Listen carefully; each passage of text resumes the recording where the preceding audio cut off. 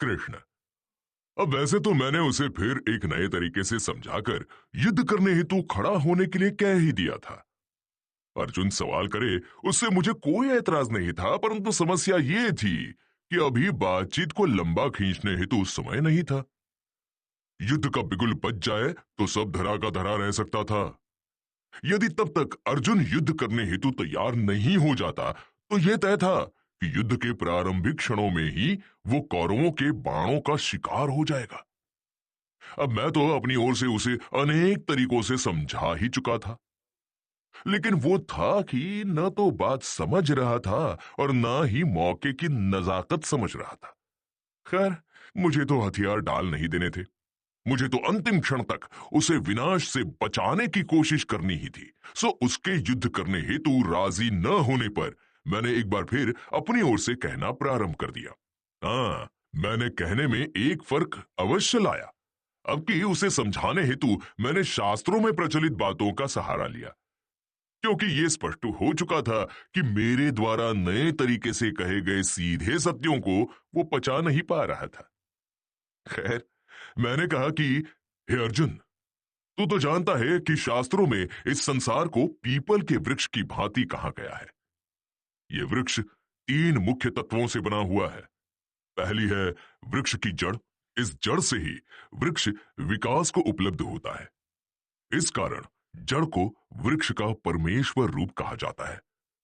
दूसरी होती हैं वृक्ष की शाखाएं, जिन पर पत्तों के रूप में वृक्ष का तीसरा हिस्सा टिका रहता है। इस तरह तीन भागों यानी तीन लोकों में विभाजित ये संसार रूपी वृक्ष है।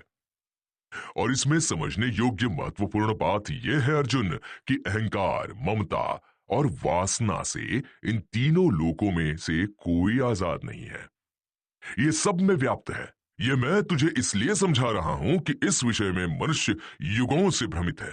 वो सोचता है कि मूल तक यानी परमात्मा तक पहुंचने के लिए अहंकार, माया, वो वासनाएं त्यागनी पड़ती हैं। बड़े बड़े ज्ञानी भी संसार की संरचना को न समझने के कारण ऐसी बातें कहते हैं, और जो नियम से संभव नहीं है। यही कारण है कि लाखों में एक परमात्मा के स्तर तक उठ पा रहा है, क्योंकि यहां हर कोई परमात्मा तक पहुंचने के लिए अहंकार, ममता तथा वासना को शत्रु मान रहा है। यहां कोई ये समझ ही नहीं रहा है कि ये तीनों जगत के मूल में हैं। यहां जड़, शाखा व पत्तों के रूप में सबके अपने अहंकार हैं तथा सबकी अपनी वासनाएं हैं। फर्क सिर्फ उनके मायनों का है। जड़ यहां पूरे वृक्ष के फलने फूलने की कामना में कर्म कर रही होती है, वही शाखाओं को अपने ही विकास की चिंता लगी रहती है। और पत्तों की तो बात ही क्या करना, उनकी तो अपने अलावा किसी पर नजर ही नहीं जाती। कुल मिलाकर ये समझ अर्जुन कि मैं तुझे चाह या ममता त्यागने का नहीं कह रहा हूं। मैं ये कह रहा हूं कि चाह और ममता के मायने बदल ले। जहां तू पत्तों की तरह सिर्फ अपनी फिक्र में लगा हुआ है, वहां तू जड़ की तरह सबकी फिक्र करने की सोच। सबकी फिक्र चाह का परमात्मीय स्तर है और अपनी फिक्र अहंकार का द्योतक है। सो ये कहना व सोचना ही गलत है कि परमात्मीय मनोदशा के व्यक्ति को फिक्र नहीं होती। मेरा ही उदाहरण ले। मेरा युद्ध के मैदान में उपस्थित होना या तुझसे वार्तालाप करना, दोनों में सर्व की फिक्र छिपी ही हुई है। जबकि तेरा यहां आना भी तेरी जाति कामनाओं के कारण है तथा तू बात भी अपने को बचाने हेतु कर रहा है। अतः तू ये समझ कि जब मैं कामनाओं को त्यागने की बात करता हूं तो तुझे ये समझना चाहिए कि मैं स्वार्थ जनित कामनाओं को त्यागने की बात कर रहा हूं।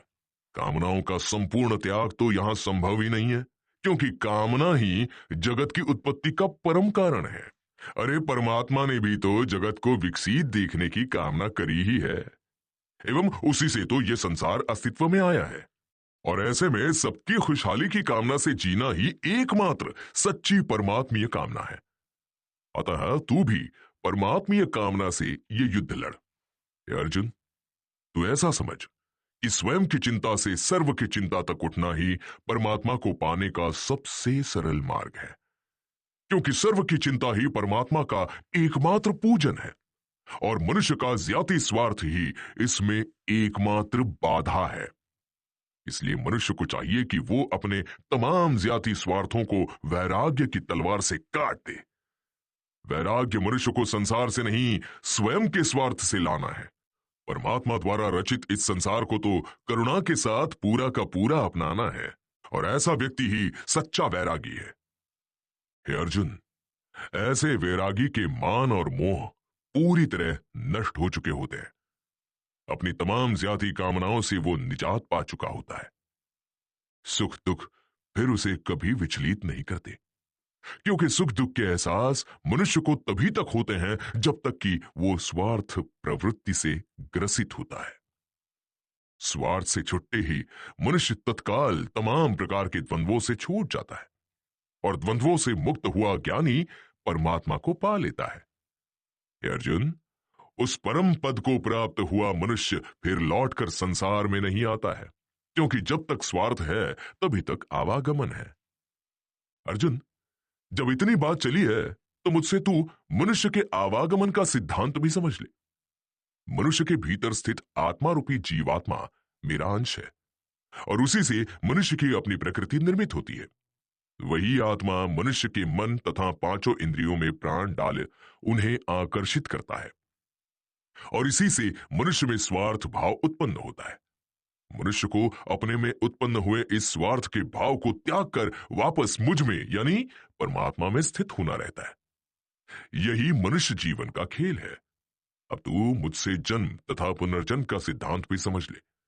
जब भी मनुष्य शरीर का त्याग करता है तो उसका आत्मा उसके मन सहित इंद्रियों के समूह को अपने साथ ले जाता है, और फिर वो आत्मा मन और इंद्रियों सहित दूसरा शरीर धारण करता है।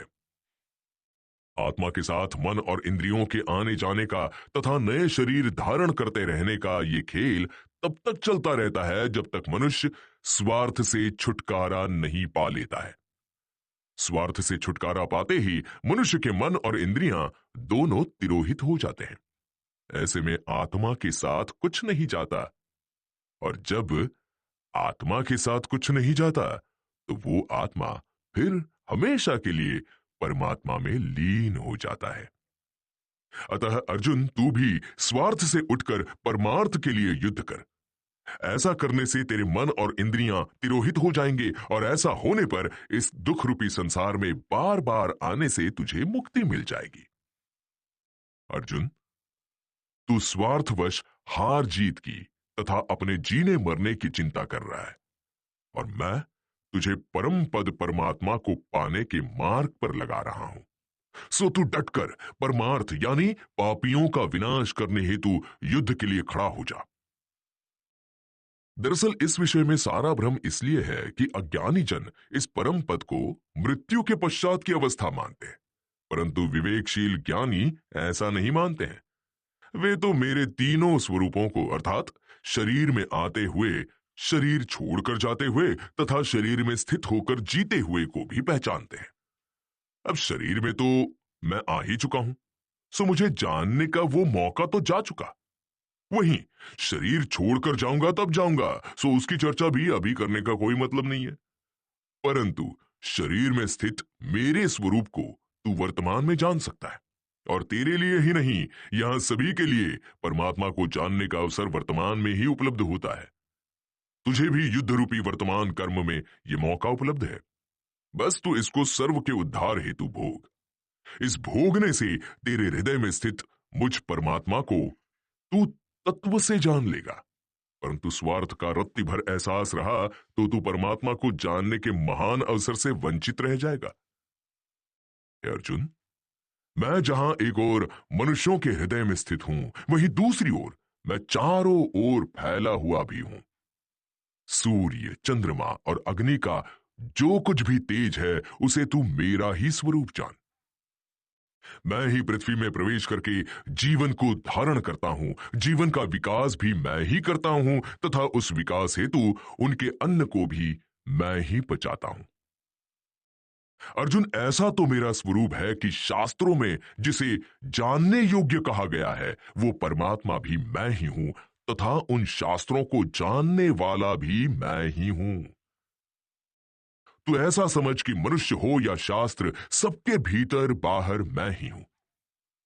इस संसार में दो प्रकार के मेरे स्वरूप हैं, एक नाशवान तथा दूसरा अविनाशी।